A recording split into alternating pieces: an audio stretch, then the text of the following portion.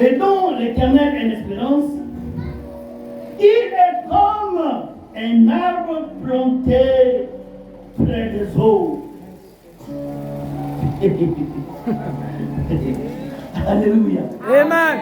Il est comme, ça c'est celui qui se confie en Dieu et qui a l'espérance en Christ.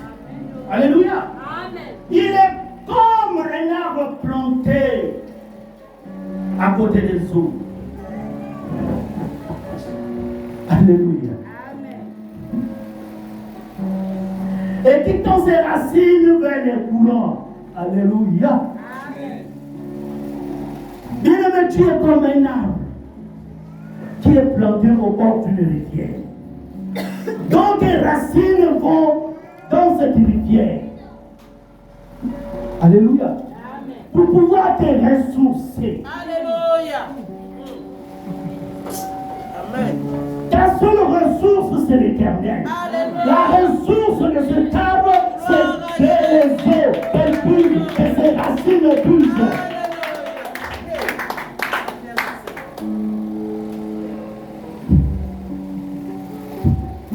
Dieu est merveilleux. Alléluia.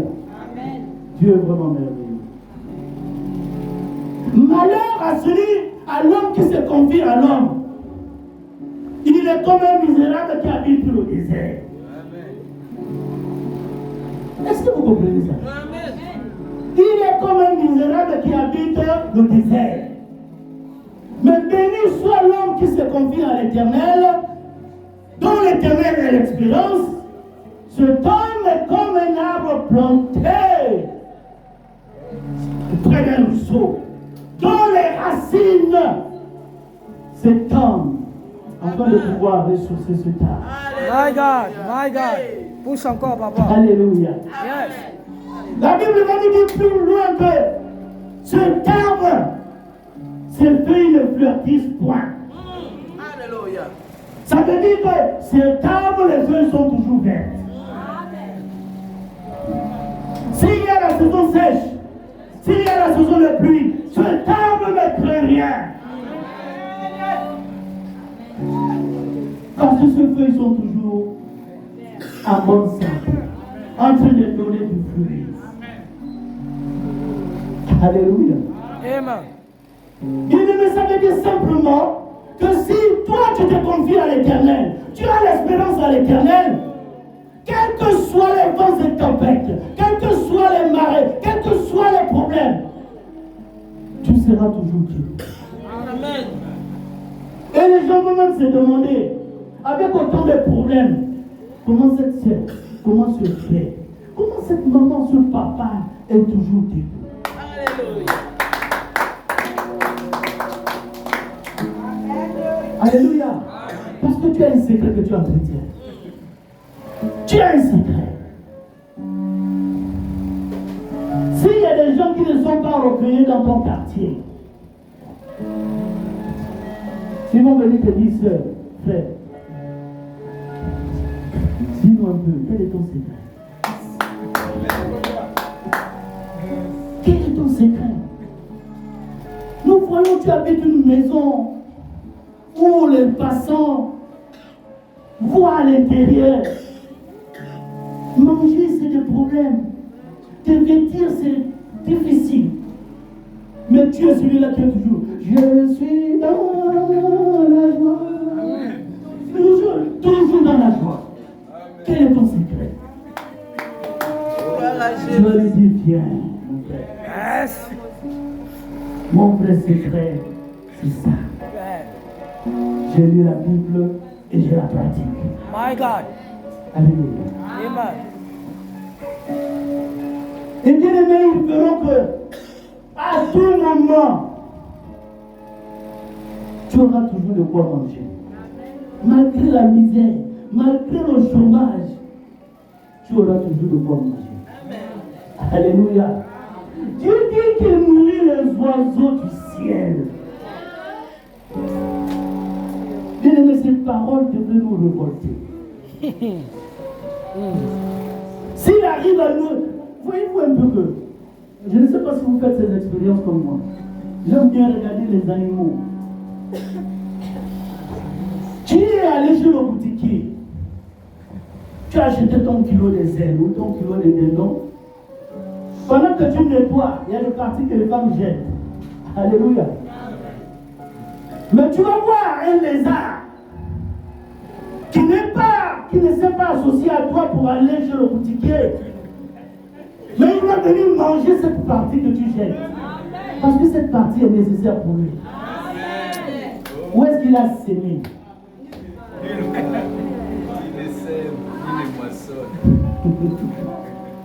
Gloire à Jésus. Amen.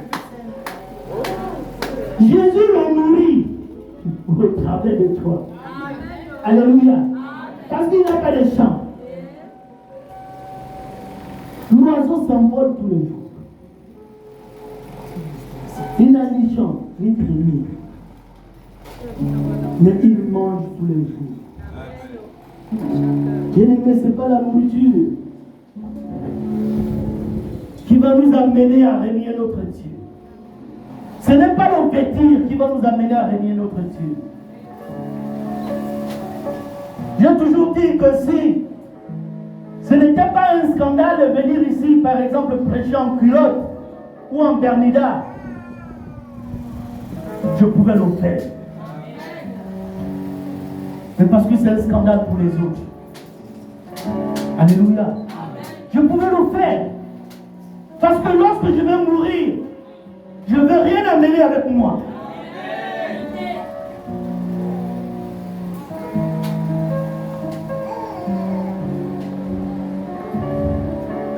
Bien-aimé, lorsque tu vis au monde, papa et maman qui choisissent ta diète.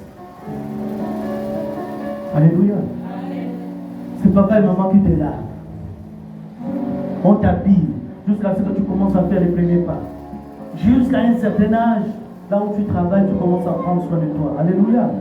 Toi-même, tu commences à choisir tes vêtements. C'est ainsi le jour de la mort. Lorsque tu es venu, c'est quelqu'un qui t'a lavé, qui t'a habillé. Le jour de la mort, c'est quelqu'un d'autre qui te lave et qui t'habille. Bien-aimé, tu n'as plus ce temps pour aller dans un supermarché. Dire que je vais choisir un super sang pour aller dans le cercueil avec. Même si c'est une veste de 2000, tu pars. Alors, bien-aimé, notre seul confident doit être Dieu. Et nous devons avoir la confiance en cet Dieu-là.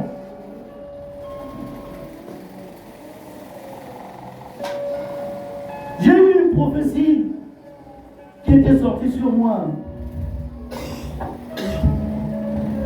Nous n'étions même pas encore ensemble. Je n'avais pas encore vu cette jolie rose que Dieu avait positionnée devant moi. J'étais encore dans l'aveuglette. Mais Dieu savait quel moment, quel jour, quelle année j'allais croiser cette orchidée. Alléluia. L'orchidée, c'est une fleur très très rare. Alléluia.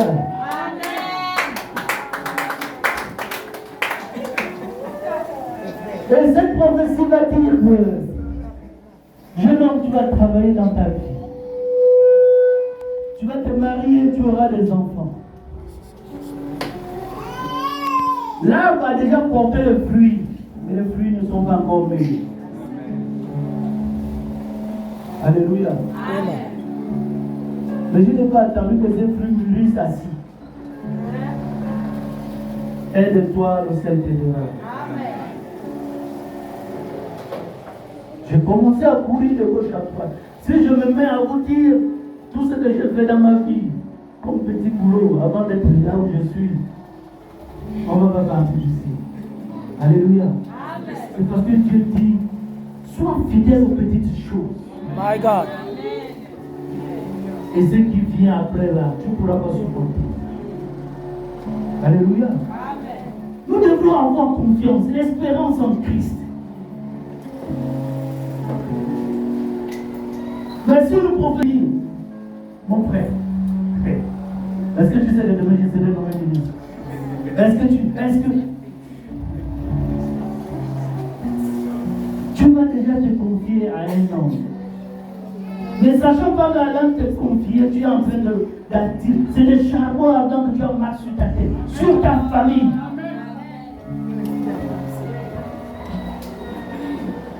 Et même si nous n'avons pas pitié de nous-mêmes, et on va vraiment saison. Alléluia. Parce qu'aucun parent ici ne veut voir son enfant traîner dans la rue. Alors pour que cet enfant ne traîne pas dans la rue, prenons comme confident Dieu. Prenons comme confident Dieu.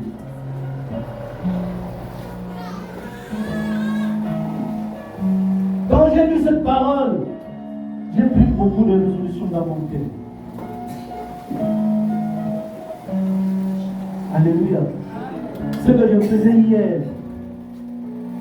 à compter de cette année-là, je ne peux le faire. Pourquoi? Parce que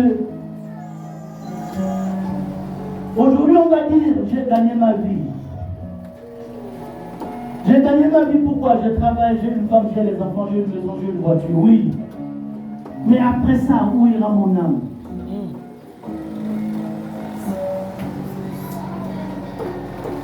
Et que deviendront mes enfants? Que deviendront mes enfants après mon départ de cette terre? Quel héritage nous allons laisser à nos enfants? Quel héritage nous allons léguer à nos enfants? Nous avons vu, bien aimés, les gens qui ont légué des maisons, des voitures, des comptes en banque à leur progéniture. Mais cette progéniture est restée à se déchirer.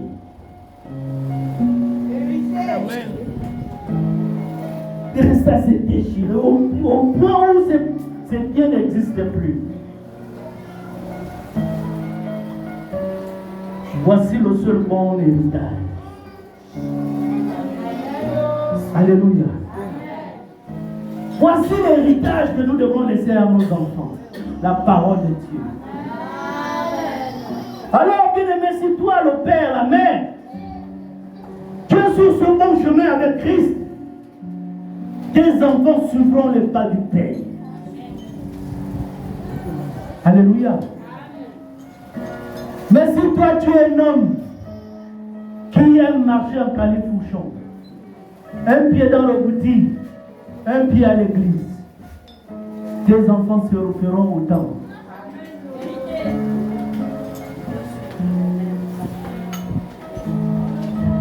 Et demain on va dire, ah mais leur père était un homme riche. Regardez comment est-ce qu'ils se comportent, regardez comment est-ce qu'ils sont. Mais bien aimé, c'est le lien que tu as tissé avec le boutique là. Parce que notre Seigneur,